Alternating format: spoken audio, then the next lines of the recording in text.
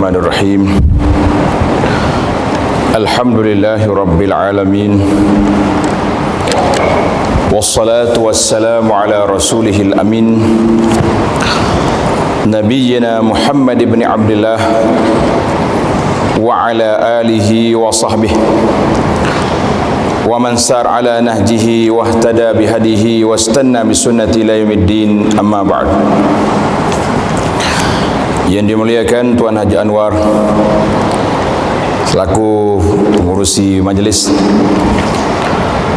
pengurusi dan ahli jantah kuasa Masjid Al-Mustaqim, Al-Fadhil tuan-tuan imam, muslimin dan muslimat, para jemaah sekalian, Assalamualaikum warahmatullahi wabarakatuh. Alhamdulillah, kita panjatkan kesyukuran kepada Allah Azza wa Jalla kerana dengan limpah kurnia Allah dapat ana sampai ke masjid tuan-tuan pada malam ini. Jadi alhamdulillah, itulah ketentuan Allah Azza wa Jalla supaya kita dapat bertemu, menyampaikan sepatah dua tazkirah untuk sama-sama kita mengingati sesama kita, kerana manusia dijadikan oleh Allah Azza wa Jalla dalam keadaan mudah lupa. Dia disebut sehingga dinamakan manusia itu insan linisyanihi, kerana sifat lupa dia. Allah Subhanahu wa taala anugerahkan kepada kita banyak nikmat, tetapi ada kalanya nikmat itu di dalam bentuk mihnah, tribulasi ataupun cubaan. Kenapa? Allah Subhanahu wa taala nak tengok kita sebagai seorang hamba-Nya. Di manakah kita apabila diuji oleh Allah Azza wa Jalla? Ada kalanya ujian itu mari dalam keadaan kita senang, ada kalanya dia mari dalam keadaan kita susah. Maka Nabi SAW telah memberi satu kata-kata yang sangat besar. Nabi kata sifat orang mukmin semuanya baik. Bila dia dapat kesenangan, dia syukur. Bila dia dapat kesusahan, dia sabar. Walaysa zalika illa li mu'min, tidak terjadi sedemikian itu kecuali kepada orang yang beriman. Maka bila kita memahami hidup manusia ini tak akan selamat, sehingga ditanya oleh ramai di kalangan ulama salafus salih. Ada orang tanya Imam Ahmad contohnya rahimahullah, bila kita nak berehat ya Imam? Dia kata apabila kita dapat memijakkan kaki kita ke dalam syurga. Ada orang tanya ulama lain pula, bilakah kita nak tenang, kita nak tamakninah? Dia kata apabila titian sirat telah berada di belakang kita. Kata-kata ini memberi motivasi yang besar. Dia panggil tahfizul himam, nak angkat kita punya semangat. Sebab apa? Kita akan tahu perjalanan hidup manusia di atas dunia akan berakhir bila-bila masa, dan perjalanan bermula, perjalanan betul-betul hakiki kita apabila masuk dalam lubang kubur. Pernah satu hari Sayyidina Uthman ibn Affan radhiyallahu anhu duduk di tepi kubur, fabaka. Bila dia menangis sampai basah janggut, sahabat-sahabat mari tanya, ya Uthman, kamu baca Quran sebut tentang syurga dengan neraka tak menangis begini teruk, tapi kenapa bila duduk tepi kubur ni menangis teruk sangat? Kata di Sayyidina Uthman radhiyallahu anhu, dia kata kaifa la abki, kenapa aku tak menangis? Aku telah dengar Nabi sallallahu alaihi wasallam bersabda, innal qabra awwalu manzilin min manazilil akhirah. Aku dah dengar Nabi kita beritahu kubur itu pintu masuk ke akhirat. Siapa dia selamat daripada azab kubur, fama ba'dahu aisar, yang lepas daripada itu lebih ringan. Dan sebaliknya, wal'iyazubillah, siapa-siapa yang tak lepas daripada siksa kubur, maka selepas daripada itu lebih dahsyat. Maka persiapan kita duduk di sini bagaimana? Seorang ulama namanya Yusuf bin Asbab rahimahullahu ta'ala, khuliqatil qulub masakin lizikri. Allah jadikan hati kita ni menjadi tempat untuk berzikir, mengingati Allah Azza wa Jalla. Hati tempat zikir, kerana dia menjadi tempat tilik Allah Azza wa Jalla tengok kepada, innallaha la yanzuru ila suwarikum. Dalam hadis Nabi kata Tuhan tak tengok kepada rupa, tak tengok kepada harta, walakinnahu yanzuru ila qulubikum, tapi Allah SWT tengok kepada hati kita. Maka hati itulah menjadi tempat maskan, tempat duduk bagi zikir. Tapi kalau tidak dijaga, dia akan bertukar menjadi tempat duduk syahwat, nafsu yang akan menguasainya. Maka para ulama mengatakan tidak boleh menghilangkan syahwat daripada hati kecuali khauf, perasaan takut pada Allah Ta'ala, yang menyebabkan terhalang kita daripada melakukan maksiat dan mungkar, ataupun syauq, kerinduan yang sangat-sangat kita rindu untuk bertemu dengan Allah Azza wa Jalla. Jadi dua keadaan ini manusia mesti duduk di situ.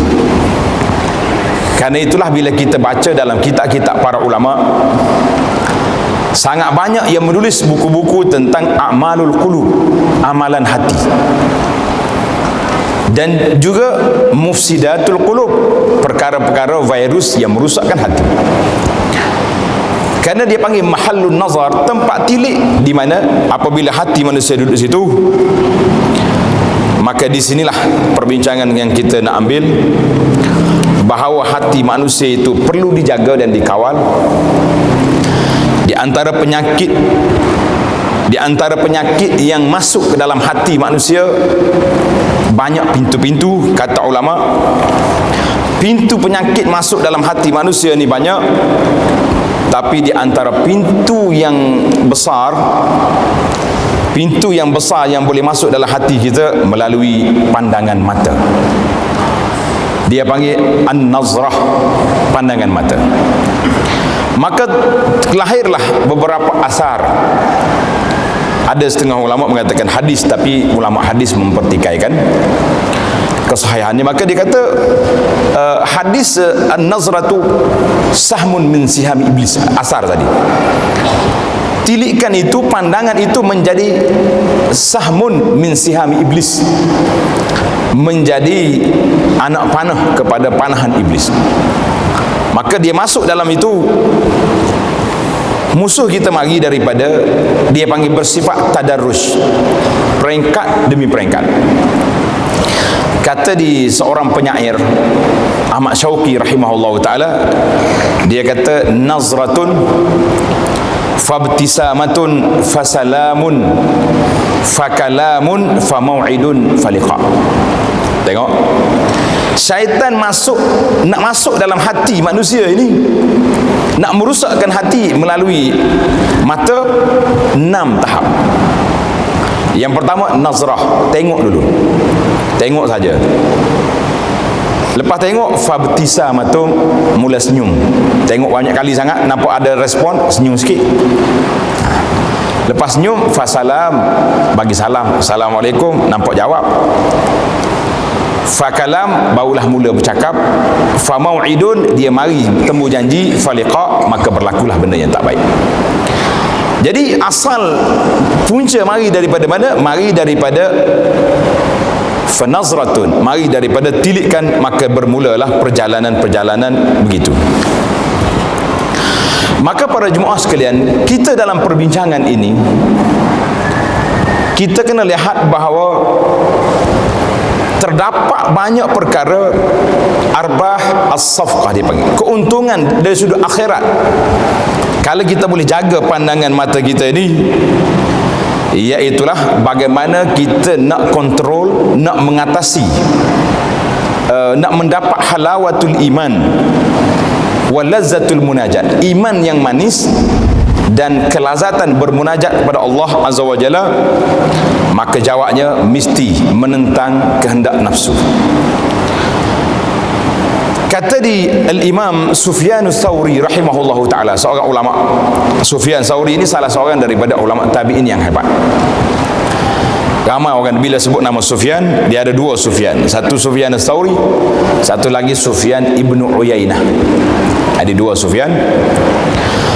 Ketika menafsirkan ayat Quran, wa khuliqal insanu dha'ifa, manusia ini dijadikan dalam keadaan lemah. Dalam surah An-Nisa ayat 28, qala, apa maksud lemah di sini? Apakah kita tak kuat? Khuliqal insanu dha'ifa, manusia dijadi dalam keadaan lemah. Apa dia lemah? Qala al mar'atu tamurru bir rajuli, apabila ada orang perempuan wanita lalu depan seorang laki-laki, dia tak dapat mengawal, dia mesti nak tengok orang tu. Sedangkan dia tak boleh buat apa-apa pun, sama ada orang perempuan itu isteri orang ataupun anak orang. Kata Sufyan, fa ayyu syai'in adhafu min hadza, mana lagi manusia lebih lemah daripada ini?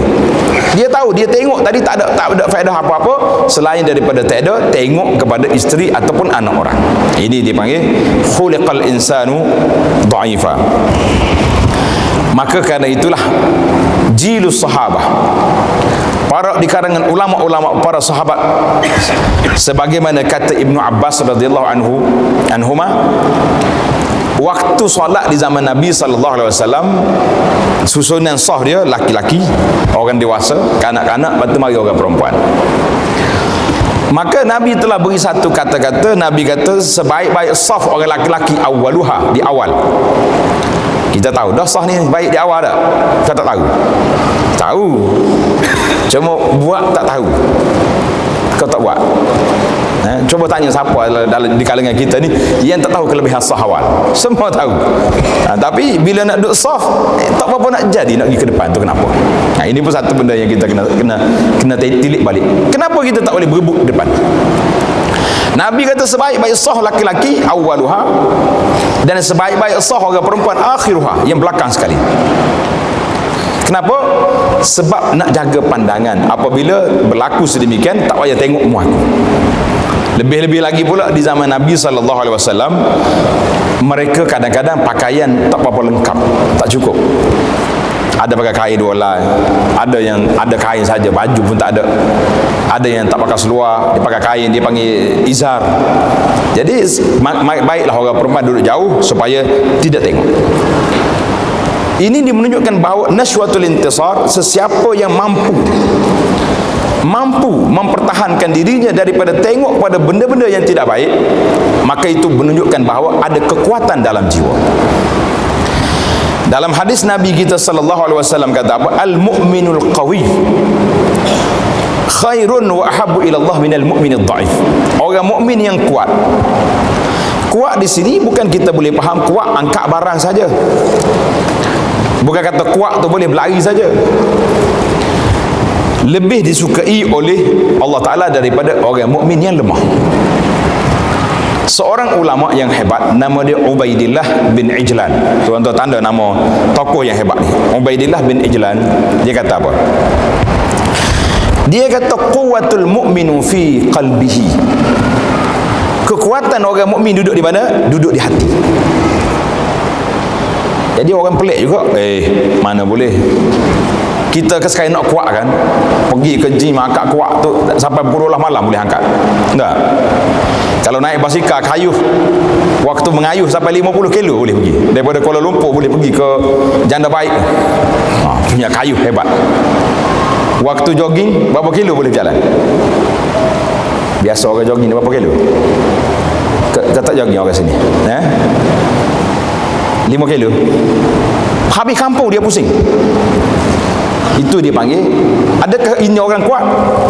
Ini ahli sport, ahli sukan. kata di Ubaidillah bin Ijlan kata apa? Quwwatul mu'min fi qalbi, kekuatan orang mukmin duduk di hati dia. Walaupun orang ni boleh kayuh 50 kilo, boleh maraton 20 kilo, boleh naik, boleh jogging sampai 5 kilo, tapi jarak di antara rumah dia dengan masjid 50 langkah tak sampai. Kita nak kata kuat, tak kuat kita hari ni. Dia kata ustaz awal lagi bagi dah ni.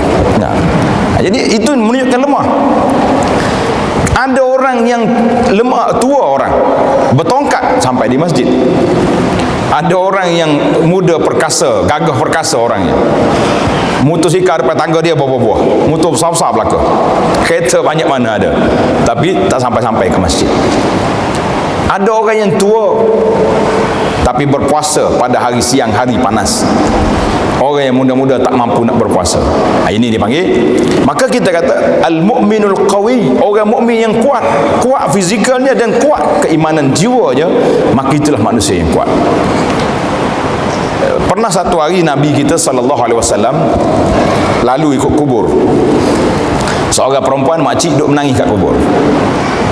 Nabi kata, makcik balik. Apa duduk menangis sini? Kubur bukan tempat untuk pergi menangis meratap. Kita pergi untuk ingat kematian. Kalau menangis waktu itu balik. Dan pasal itulah saya duk sebut, di antara cara orang duk tanya macam mana tip ustaz kita nak melembutkan hati, jawab dia pergi ziarah kubur waktu malam. Siapa nak pergi? Senyum yang belakang tak? Kenapa? Takut kita, pelik tak? Ya, kita patut kita takut orang hidup ni, takut orang mati buat apa? Orang mati dia tak bangun dah, dia tak ada apa-apa dah dia tu, takut dah. Jadi makcik ni duduk manggil kat kubur. Nabi kata balik. Dia nak marah, dia tak tengok siapa yang bercakap, terus dia marah. Dia kata ilaika anni, pergi kau awak, apa kacau saya? Ganggu dia. Bila dia pergi, orang bagi tahu yang makcik, siapa tadi? Engkau halau tu siapa? Ya, mana aku tahu dia kacau, aku duduk nangis sini. Dia kata itu Rasulullah sallallahu alaihi wasallam. Itu Rasulullah. Bila dia dengar Rasulullah, dia bangun pergi cari Nabi nak minta maaf. Nak minta maaf kerana dia tak tahu tadi. Jadi pasal itulah kita pun kalau nak marah dengan orang, jangan duduk pergi awak tengok dulu siapa. Mungkin Pak Imam Sah mari, AJK masjid yang datang. Lepas tu kalau sudah marah nak ajak pergi rumah, payahlah tu. Dia lari pergi cari Nabi SAW. Nabi kata innamas sabru inda sadmatil ula. Yang dinamakan orang sabar itu orang yang kuat jiwanya itu ketika berlakunya nak marah. Kita ni contohnya nak marah, waktu tu kita tahan marah, itu nama orang kuat, orang sabar. Tapi kalau dia lepas dah, semua habis perkataan dia lepas belakang dah. Marah tu mungkin akhir sekali urut dada dia, alhamdulillah nasib baik saya sabar. Sabar apa? 7 lapis bumi dah kamu sumpah dia. Sabar lagu tu. Kalau tak sabar macam mana jadi? Maka ini dia panggil Al-Qawi.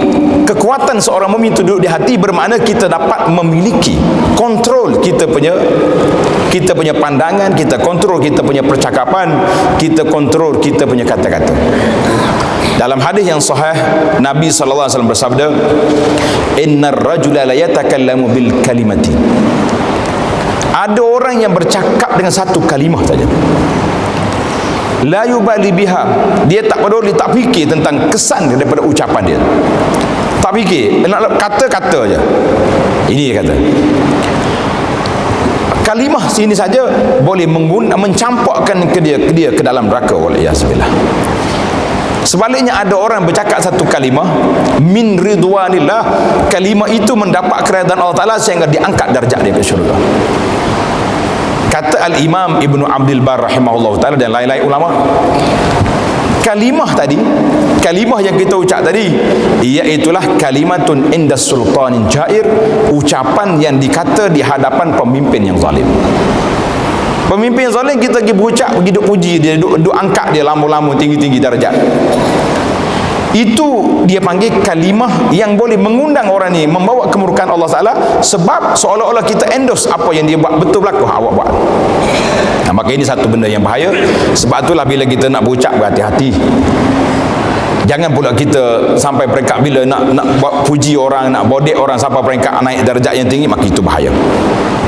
Baik, itu yang pertama. bahawa orang yang boleh memiliki pandangan dia tidak tengok kepada benda-benda yang diharam oleh Allah Azza wa Jalla. Yang kita hari ni macam mana kita nak lepaskan pandangan mata ni? Cukup dahsyat. Saya bukan nak tengok orang, ustaz, nak tengok berita. Nak tengok berita ke nak tengok pembaca berita? Kalau nak tengok berita, tak payahlah buka TV besar-besar, buka radio ya. Tak sedap pula nak tengok gambar. Jadi Allahu Akbar, ini madakhilus syaitan, kata di para ulama.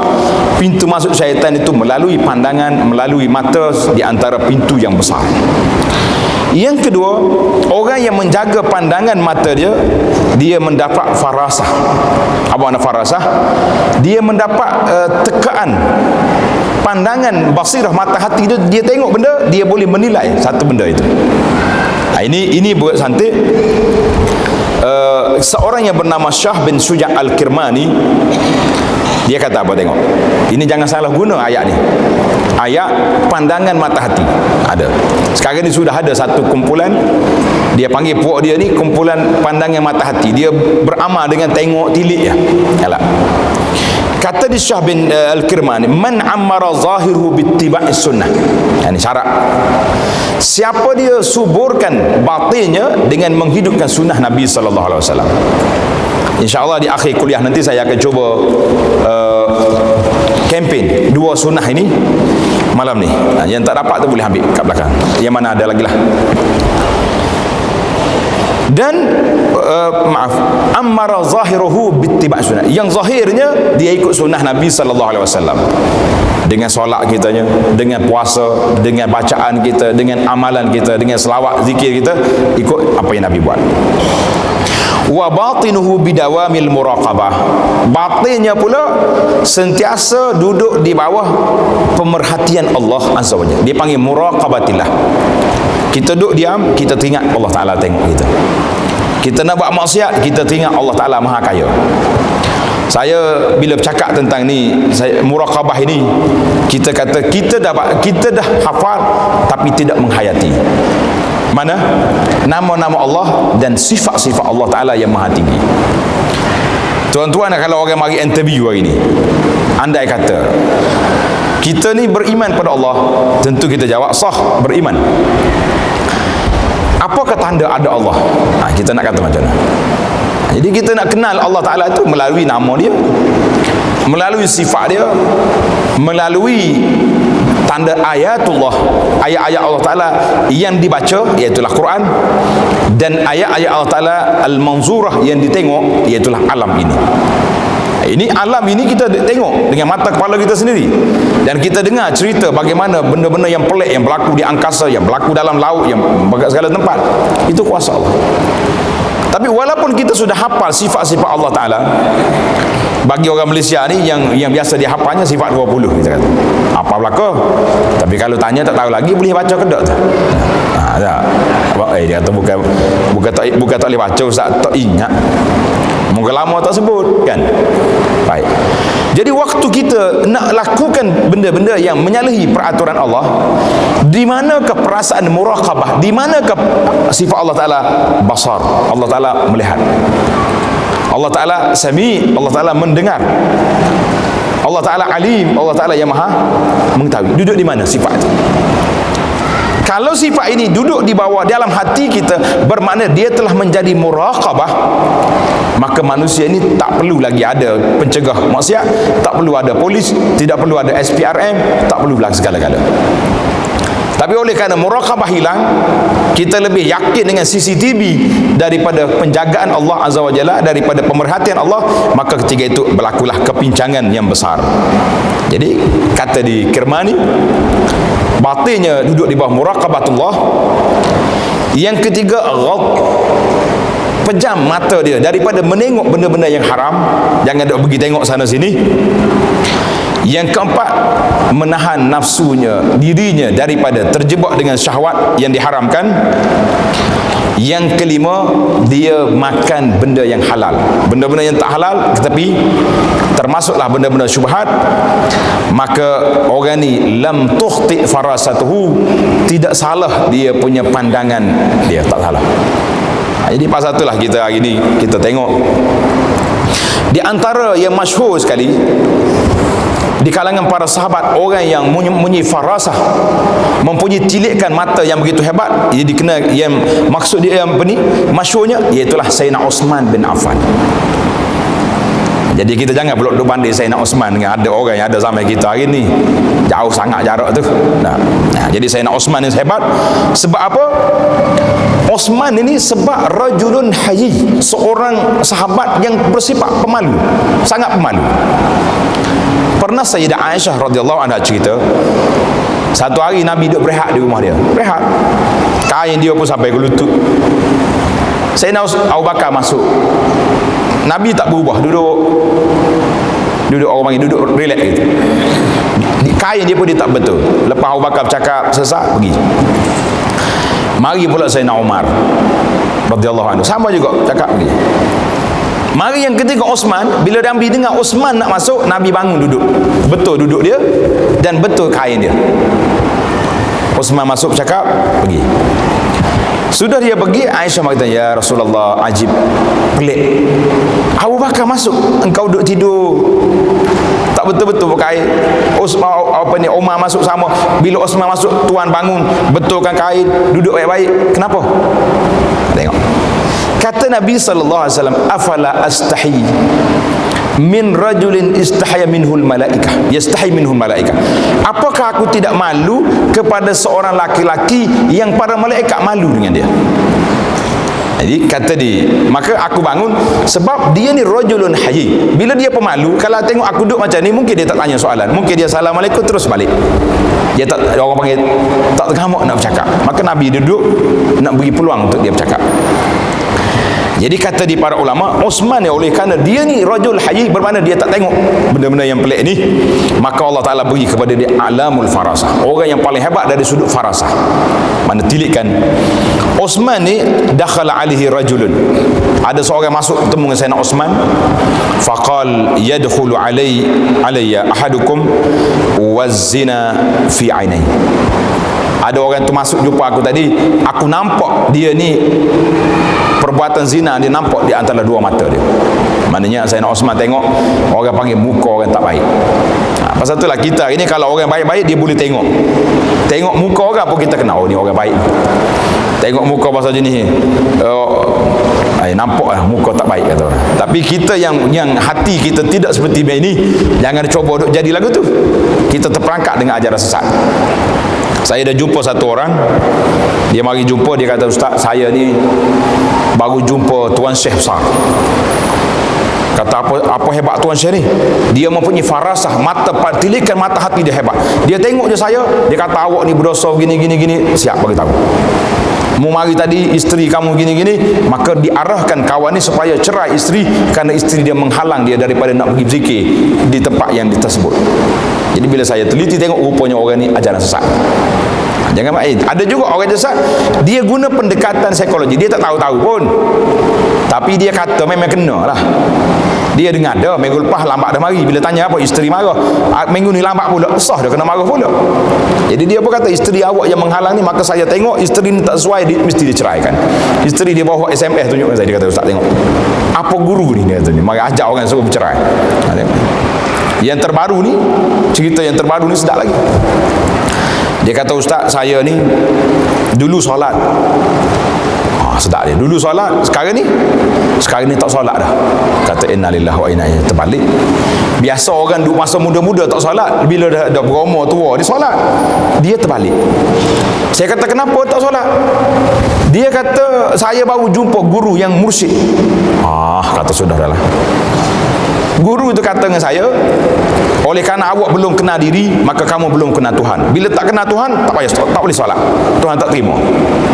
Sedap juga dia mainan dia. Saya kata, ni bukan guru mursyid, ni guru syaitan macam ni. Dia berpaksikan kepada hadis yang tidak sahih tu, man arafa nafsahu faqad arafa rabbahu. Itu bukan hadis, tuan-tuan ingat. Siapa dia kenal diri dia, maka dia kenal Tuhan. Saya pun interview dia, kata, awak nama apa, isteri mu nama apa, berapa orang anak, berapa gaji, semua boleh jawab. Kata, tak, awak tidak termasuk dalam orang tak kenal diri, maka wajib awak solat. Sebab kalau dia tak kenal, tanya dia nama pun tak ingat, isteri dia tak tahu duduk mana, anak dia tak duduk mana, orang ni bertarah duduk di Tanjung Rambutan, ini memang lepas tak payah solat.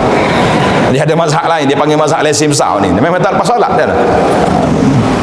Ini masalah kita tuan-tuan. Jadi kita kena ingat, kadang-kadang kita guna istilah-istilah farasah, istilah-istilah macam ni, istilah tilikan hati, tapi akhirnya memerangkap orang untuk masuk ke dalam ajaran-ajaran sesat. Dulu solat, sekarang tak solat. Macam mana?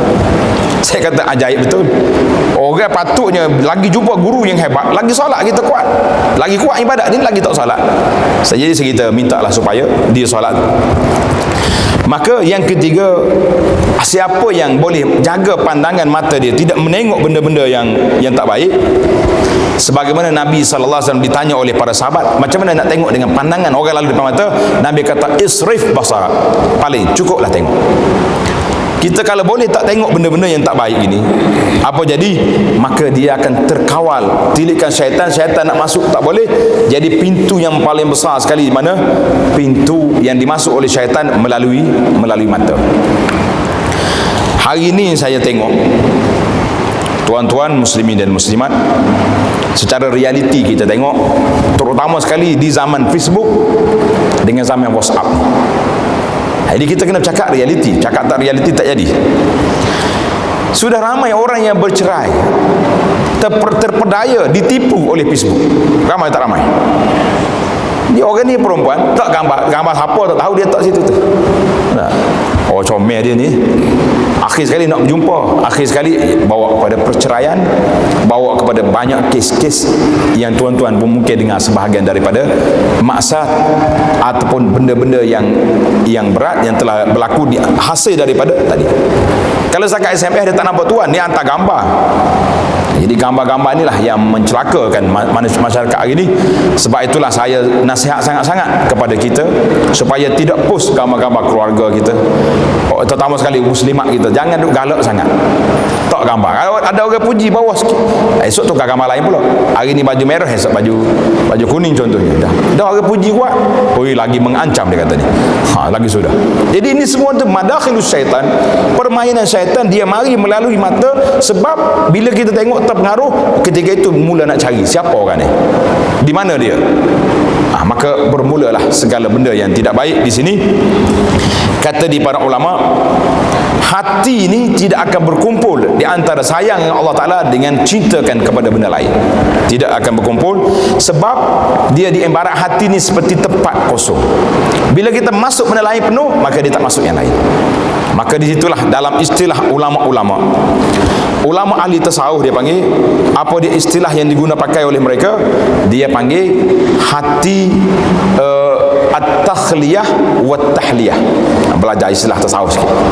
At-takhliyatu wa at-tahliyah, maksudnya hati yang kita ada ni perlu dikosongkan dulu daripada sifat-sifat mazmumah. Sifat yang tak baik perlu dikosongkan, barulah boleh tahliyah, boleh diisi dengan sifat yang baik. Masyhur daripada kata-kata Imam Asy-Syafi'i radhiyallahu anhu. Imam Syafi'i kata apa? Nafsuka in syagalatka bil haqqi syagalatka bil batil. Nafsu kita ni kalau kita tidak isi dia dengan kebaikan, maka dia akan isi dengan kebatilan. Sebab dia tak boleh duduk saja. Dia duduk saja tak ada. Sama ada kita bergerak ikut ni atau bergerak ikut kiri, kanan ataupun kiri. Nak suruh dia duduk diam tak boleh. Sebab itulah saya tengok orang-orang barat, dia kalau tak ada kerja, dia bagi kepada kita chewing gum. Maka tak akan kita chewing gum. Duk konyak macam kambing kadang-kadang. Kambing kan waktu dia rehat tengah malam, dia ngunyak ke tidak? Mengunyah. Nggak. Orang makan chewing, ada orang makan chewing gum marah saya tak? Duduk konyak buat apa? Bila tanya untuk apa ni je? Untuk nak suruh gerak mulut supaya tak bau mulut, macam-macam. Sebab apa? Sebab kita terlupa kita ada di sana zikir kepada Allah Azza wa Jalla. Cuba tuan-tuan duduk diam-diam zikir subhanallah, alhamdulillah, Allahu akbar. Gerak tak gerak mulut kita? Terapi ke tak terapi? Lebih baik daripada chewing gum. Tapi kita terlupa. Jadi banyak ilmu-ilmu yang telah diberi kepada kita ni, kita terlupa. Sebab apa kita terlupa? Sebab kita terikut-ikut dengan gaya hidup orang lain. Hari ni gaya hidup orang putih hebat. Tuan-tuan jangan heranlah orang duk sebut pada saya, dia tu ustaz, tolong ulas sikit apa peranannya puak-puak G25. Kau orang ulah dah sini. Saya tak mahu lah banyak-banyak. Kesian kau orang tua-tua dah. Kita doakan mereka baik, insya-Allah. Jangan duk kutuk. Budak-budak ni kutuk selalu. Tak dalam Facebook dia kutuk. Tak boleh. Kita kena doakan manusia ni supaya menjadi apa yang pelik tengok. Mereka memperjuangkan hak asasi. Hak asasi siapa? Hak asasi tajaan barat. Jadi kita sebagai seorang Islam seolah-olah kita tidak ada hak asasi dalam hidup kita. Kelas tak ada hak asasi. Di mana hak asasi kita? Kata Nabi kita telah declare hak asasi pada 1400 tahun di Padang Arafah. Inna dima'akum wa amwalakum wa aradakum haramun alaikum kahurmati yaumikum haza fi syahrikum haza wa fi baladikum haza. Sudah ada iklan. Tapi mari anak-anak orang Islam bila mengisytiharkan benda-benda macam ni, nak mempertikaikan institusi keagamaan kita, maka kita semua jadi cemas. Bukannya ramah sangat, tapi oleh kerana media yang ada hari ni, kita pula tuduh viral, kata duduk sebar sama kita, maka dia jadi tersebar. Sebab tu nasihat saya kepada para jemaah sekalian, kalau benda tak baik, tak usah sebarkan. Ni tak kita masuk dalam grup kita ni ada 100 orang, sebarkan. Apa komen awak? Bukan komen, awak tak tahu, pakat tengok. Oh, bisa juga dia ni. Kalau benda tidak dikenal pasti, halal haram, tidak dikenal pasti, benda ni betul tak betul, hantar kau ustaz ya. Kita kan hari ni tuan-tuan pun dapat, saya rasa orang duk sebar nombor-nombor telefon, handphone ustaz. Dapat tak dapat? Dapat. Kadang-kadang orang telefon saya pukul 12 malam. Assalamualaikum. Waalaikumsalam. Ini ustaz Abu Anas? Ya. Ada apa? Nak pastikan nombor. Saya kata innalillahi wa inna ilaihi raji'un. Kerja sungguh dah budak-budak ni. Dia telefon saya pukul 10 malam, pukul 12 malam. Nak pastikan nombor. Nanti kalau ada masalah senang saya nak call. Boleh ke dia? Jadi kita ambil peluang. Hantar benda ni kepada ustaz-ustaz yang nombor ada di tangan kita. Mungkin dalam 10 orang ada yang jawab seorang, cukup dah tu. Bukan semua boleh jawab, terlalu banyak masuk. Jadi kita nak jawab. Saya secara peribadi minta maaf lah kalau orang tanya soalan tak terjawab, itu maknanya telefon lah, call balik dah.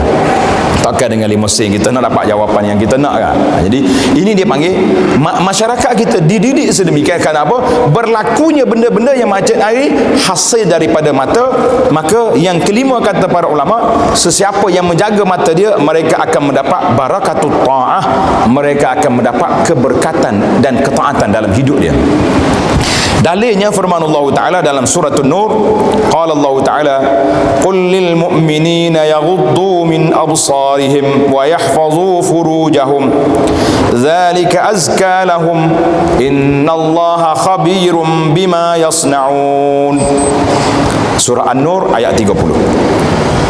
Qul lil mu'minina, katakanlah kepada orang laki-laki mukmin, yaghuddu min absarihim, hendaklah mereka pejam pandangan mata. Mana pejam mata sini bukanlah maksudnya pejam jalan pohon langgar orang itu. Tak. Maksudnya menundukkan pandangan mata, tak tengok pada benda yang haram. Wa yahfazu furujahum, dan mereka kena jaga faraj. Jangan pergi tempat yang tak baik. Zalika azka lahum, itu adalah pembersihan jiwa mereka. Wallahu khabirum bima yasnaun, Allah Ta'ala sangat mengetahui apa yang kamu buat. Maka ulama tafsir di sini kata apa? Kata Al-Imam Al-Ghazali rahimahullah ta'ala. Ghazali ni orang kenal belaka dia. Siapa tak kenal? Yang tak kenalnya nama dia mungkin tak kenal. Gelaran dia Al-Ghazali. Betul tak? Kita ni banyak nama-nama ulama, kita kenal gelaran, tak kenal nama. Al-Ghazali contohnya, nama dia Muhammad bin Muhammad bin Muhammad 3 kali. Lepas pada ni ingat dah. Anak kita ada nama 3 kali Muhammad bin Muhammad. Mungkin ada, tapi Muhammad ada tambahan. Muhammad sekian, bin Muhammad sekian, bin jadi kena ada. Tapi kalau Muhammad saja tak ada. Cuba buat sekali nak tengok. Muhammad 1, Muhammad 2, Muhammad 3. Dia akan jadi gitu pula. Ghazali kata apa? Wa'lam, ketahuilah bahawa saya telah perhatikan kepada ayat ini, ayat 30 surah An-Nur ini. Maka dalam ayat ini ada 3 isu yang Allah Ta'ala bangkitkan. Tuan-tuan tanda. Yang pertama, at-ta'dib. Allah Ta'ala nak ajak adab. Apa dia ajak adab? Dia dalam ayat tu lah, qul lil mu'minina yaghuddu min absarihim. Beritahu pada orang mukmin, tunduk pandangan, jangan tengok pasir. Wa qul lil mu'minati yaghuddna min absarihinna. Beritahu pada mukminat supaya tundukkan pandangan. Maka kata Imam Ghazali di sini dalam ayat ini at-ta'dib, didikan. beritahu supaya mereka buat, beritahu supaya mereka buat, maka itu dia panggil takdib. Kita kena tengok, Allah ajar kita supaya tak tengok benda-benda yang tak baik. Yang kedua dia panggil tanbih, perhatian ataupun peringatan. Zalika azka lakum, kalau kamu buat tunduk pandangan itu membersihkan jiwa kita. Mana kita tak tengok orang. Lepas ni kita cuba tengok beberapa contoh yang pelik, contoh yang pelik di kalangan orang-orang yang pelik. Kenapa tak peliknya? Dia tak tengok orang. Jadi Allah Ta'ala sebut di sini zalika azka lakum, itu lebih baik bagi kamu. Yang ketiga tahdid. Apa nak tahdid? Ancaman. Kalau kamu masih lagi duk tengok orang, duk tengok benda-benda yang tak baik. Hari ni orang panggil video apa nama, yang gambar-gambar tak comel tu, apa benda? Innallaha khabirun bima yasna'u. Tengok, Allah Ta'ala tak guna perkataan alim. Kalau alim betul Tuhan tahu, tapi khabir, mana khabir? Sangat mengetahui. Ini dia panggil bahasa Al-Quran. Pasal itulah saya suka sangat kalau tuan-tuan boleh masuk dalam, boleh anjurkan kelas tadabbur Al-Quran. Kita hari ni kalau kelas tajwid Quran, semangat sungguh kita tak? Baca tajwid interaktif apa nama, pukul 12 malam, tunggu lagi. Yang kita ajak ngaji Quran di masjid tak apa nak jadi. Ya, semangat lain-lain. Jadi kita jangan ada semangat tentang tajwid semujarrad taqwimul huruf, tapi yang besar daripada itu macam mana kita nak tadabbur. Tengok, baca satu ayat ni saja tuan-tuan, kita boleh korek banyak benda. Ayat ni mendidik, suruh kita tunduk pandangan. Yang kedua, ayat juga memberi peringatan tentang kelebihannya, azkalakum. Yang ketiga, kata Ghazali, Allah Ta'ala beri ancaman tahdid, innallaha khabir, Allah Ta'ala sangat mengetahui apa yang kamu buat. Maka ayat inilah ayat yang menyebut kepada kita tentang bagaimana perlunya seorang manusia itu menjaga, menundukkan pandangan-pandangan mata dia. Sebab apa? Itu di antara 5 perkara kelebihan menjaga mata. Jadi ini kaedah kita belajar, dia panggil mencari ubat kelebihan dan penyakit serta penawarnya. Apa yang kita nak buat? Satu lagi bandingan yang kata Imam Ghazali buat bandingan lagi dalam kitab Ahya. Dia kata apa? Kalaulah orang Yahudi, mana orang bukan Islam mari bagi tahu kepada kita, makanan ni tak boleh makan, mudarat kesihatan awak. Agak-agak kita makan ke tak makan? Tak makan darah. Masa tu saya selalu bergurau. Saya kata kalau tuan-tuan nak pergi cek kesihatan, nak buat medical check up ni, janganlah pergi belum raya haji. Mari tengok kolesterol naik, orang sembelih korban banyak, kita duduk senyap je dah tu. Allah silap. Pergi tes lepas raya haji, kalau tu naik, duduk hospital sehari 2. Habis dah daging korbannya kan. Dia kata apa sini? Kalaulah orang-orang bukan Islam, tabib, doktor beritahu awak tak boleh makan sekian-sekian, kita akan bersungguh-sungguh untuk meninggalkannya.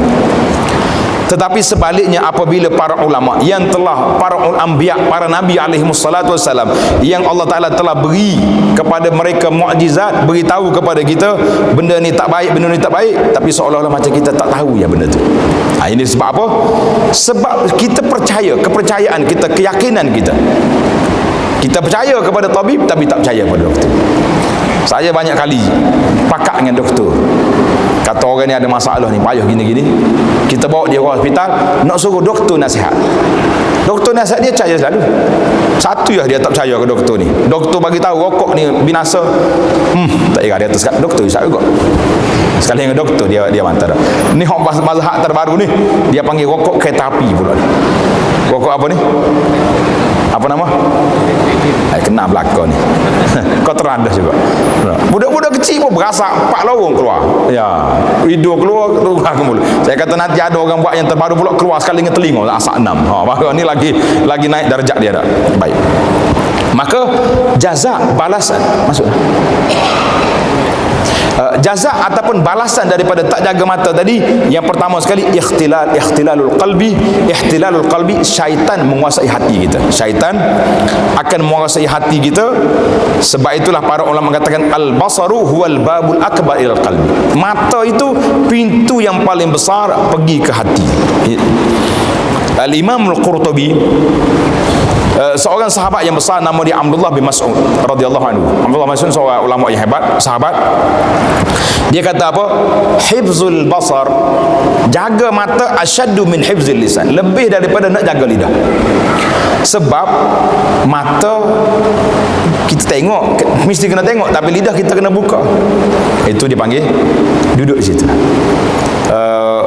Ahli falsafah duk bincang tentang di antara mata dengan telinga, mana lebih afdal? Mata ke telinga? Kat mana lebih hebat? Ahli falsafah kata mata lebih hebat, sebab mata boleh tengok bermacam-macam warna, juta jenis warna boleh tengok. Ulama syariah kata tak, telinga lebih hebat. Dalilnya, mata tak boleh tengok tengah malam dalam gelap, tapi telinga dia boleh dengar semua tempat, dalam gelap ke, dalam cerah ke, dalam panas ke sejuk, semua boleh tengok. Pasal itulah ulama-ulama besar ramai di kalangan mereka buta, tapi tak ada ulama hak tuli. Ada tak? Macam nak jadi ulama, dia nak dengar apa tak boleh. Maka yang pertama sekali balasan orang yang tak jaga pandangan tadi, ihtilalul qalbi, dia ditawan oleh syaitan hati dia. Yang kedua, hawiyatul ish, dia mempunyai hati dia ni akan menjadi rindu, tergila-gila dengan benda-benda yang dia tengok. Tengok, bila tengok benda, tengok orang perempuan contohnya, duduk ingat ke kawan tu, tengok ke benda-benda yang tak baik, maka dia akan teringat. Dalam keadaan apapun dia akan teringat. Itulah yang dipanggil al-ishqu huwal hawa, rindu dia mengikut hawa nafsu dia, sebab dia telah ditawan oleh syaitan. Yang ketiga, masalah yang ketiga, an-nazratu wiladatun, pandangan tadi dia akan melahirkan anak-anak yang lain. Bila tengok je, maksiat lain banyak akan mari, maksiat banyak akan mari. Seorang ulama nama dia Wahib Ibnul Ward, orang tanya dia tanya dia, ayajidu ta'mal ibadah man ya'sillah, adakah orang yang maksiat Allah Ta'ala ni akan merasai kelazatan beribadah? Dia kata delak. Wala man hamma bil maksiat, orang yang bercita-cita nak maksiat pun sudah tidak ada lagi kelazatan beribadah. Maka ini yang kita bimbang hari ini para jemaah sekalian. Sebab bila kita tengok hari ini, kita rasa manis ke tak manis beribadah? Kalau kita rasa ibadat itu manis, alhamdulillah, itu masih ada lagi ruang iman duduk dalam hati kita, bermakna hati kita tidak dikuasai sepenuhnya oleh syaitan. Jadi yang kelima, an-nazratu zambun, tengok pada benda yang tak haram itu dosa. Maka dengan sebab dosa itu akan bawa kepada kita beberapa perkara. Yang pertama, dia panggil qillatut taufiq, tak banyak taufik Allah Ta'ala beri kepada kita, tak banyak. Fasadur ra'i, pandangan kita pun tidak telus, tidak jadi molek, dan hati menjadi rusak. Banyak benda-benda yang duduk di hati kita ni mari daripada kerusakan, hasil daripada kita tidak menjaga pandangan mata. Baiklah, yang terakhir dalam perbincangan ini, yang pertama sekali, apakah ubat dia? Apakah penawar?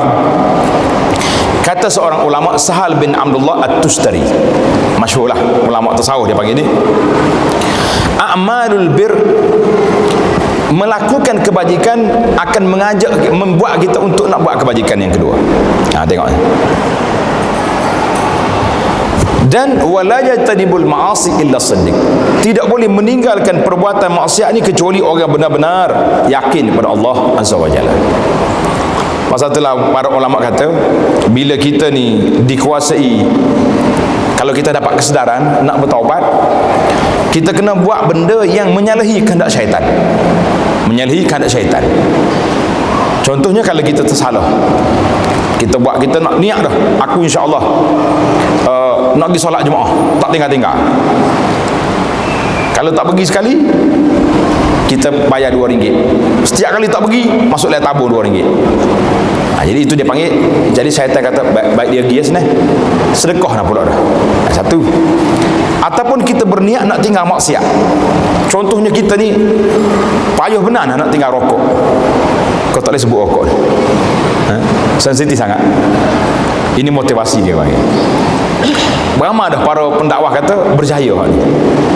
Bila kita kata aku ni insya-Allah nak tinggal rokok dah, kalau aku isap sebatang, aku kena solat sunat 2 rakaat. Maknanya kalau hari ni rebah 3 batang 6 rakaat. 6 rakaat kita solat. Dan mana jawab tadi tak tahan. Kawan-kawan dua holo-holo pak bagi sebatang tanda 2 rakaat. Tengah hari kena pula sebatang 2. Jadi malam ni kita kena solat 6 rakaat. 2 rakaat, 2 rakaat, 2 rakaat. Kata ini tajribah, pengalaman orang yang buat macam ni. Dia kata tak ada seminggu, lepas pada tu syaitan mari bagi tahu pada dia, bolah rokok lagi rokok lagi kuat solat. Ini masalah. Jadi kita kena buat naqidul kena lawan dengan kehendak syaitan tak suka. Cuba terang sekali. Boleh tak? Aku sebatang 2 rakaat. Kita buat projek sebatang 2 rakaat dia panggil. Rasa tak lama tinggal rokok. Pasal syaitan kata, bolah rokok. Maya sunat lah pula dah malam-malam. Selama kena tidur ya. Itu baik. Jadi yang pertama sekali kita kena buat aqdul muqaranah. Kita kena buat perbandingan. Benda maksiat yang kita tengok tadi seronoknya sekejap kan. Tapi kita terhalang daripada keseronokan abadi di akhirat. Tengok perempuan atas dunia ni comel setara mana pun, nak kata macam mana comel, beringuh gitulah juga dia, sudah minta maaf lah. Tapi di akhirat esok apa dia? Bidadari yang tidak ada cacat celanya. Yang kedua, kita kena belajar tariqah, jalan para ulama-ulama yang saleh, bagaimana mereka dalam keadaan begini. Kata di seorang ulama namanya Ar-Rabi' Ibn Husain. Dia ni seorang anak murid kepada Abdullah bin Mas'ud. Dia berjalan, dia tak tengok orang, tunduk ya. Bila orang perempuan tengok dia, mereka menganggap pakcik ni buta. Semua pakat lari belakang dan pakat baca doa auzubillah minal a'ma. Aku minta berlindung Allah Taala daripada orang buta ni. Sebab dia tak tengok orang, dia berjalan tengok. Macam mana kita nak tengok ni? Boleh kata boleh buat. Banyak lagi lah cerita-cerita yang pelik-pelik tentang para ulama salafus salih. Yang ketiga, kita kena sibukkan jiwa kita ni dengan benda-benda yang hak. Hari ni para jemaah sekalian, macam mana kita nak sibuk benda-benda, sibuk jiwa kita dengan benda baik. Jadi kalau dia farag, dia akan nak pergi buat maksiat. Itu masuk, itu hati dia. Maka kita duduk di masjid, sibuk dengan program-program keagamaan. Dalam balik rumah pula duduk baca buku ataupun dengar Quran. Dalam kereta kita pun ada alat-alat yang ada ini, semuanya membantu kita untuk mengingati Allah Azza wa Jalla. Maka itu dia panggil tip nak tutup pintu masuk syaitan. Yang keempat adalah kita punya perasaan khauf, perasaan takut pada Allah Subhanahu wa taala yang boleh memadamkan syahwat kita. Jadi takut Allah Taala. Bila kita kata, Allah Taala sebut dalam suratul Rahman ayat 46, waliman khafa maqama rabbih jannatan. Bagi orang yang takut pada Tuhan tu ada 2 syurga. Kata di Mujahid, huwallazi idza hamma bi ma'siyatin, orang yang bercerita nak buat maksiat, zakara maqam Allah, dia akan teringat kedudukan Allah Taala ke atas kita. Jadi ketika itu maka kita akan lari daripada buat benda maksiat. Yang kelima, aktsir minas siyam. Mana kalau kita ni nak lawan nafsu kita tak larat juga, maka adalah kita banyak berpuasa. Banyak berpuasa. Yang keenam adalah kita tahu bahawa syaitan tu masuk daripada pintu tilik pintu mata, maka kita tunduk pandangan. Yang ketujuh, kalau tak ada isteri, berkahwin. Jangan duduk diam gitu saja, ia menyebabkan dia tak ada kerja. Yang ke-8 yang besar sekali, Allah muttali'un alaik, kita teringat Allah Ta'ala sentiasa tengok kepada kita. Maka pada ketika itu kita tidak akan boleh lagi melakukan maksiat kepada Allah Azza wa Jalla. Itulah di antara tip ataupun motivasi yang boleh kita beri tentang bahaya mata kepada kita dan bagaimana penjagaannya secara ringkas. Jadi mudah-mudahan sedikit yang saya sampaikan di sini ada manfaatnya untuk kita bersama, insya-Allah. Subhanakallahumma wa bihamdika asyhadu an la ilaha illa anta astaghfiruka wa atubu ilaik. Wa sallallahu ala nabiyyina Muhammad wa ala alihi wa sahbihi ajma'in walhamdulillahi rabbil alamin. Wassalamu alaikum warahmatullahi wabarakatuh.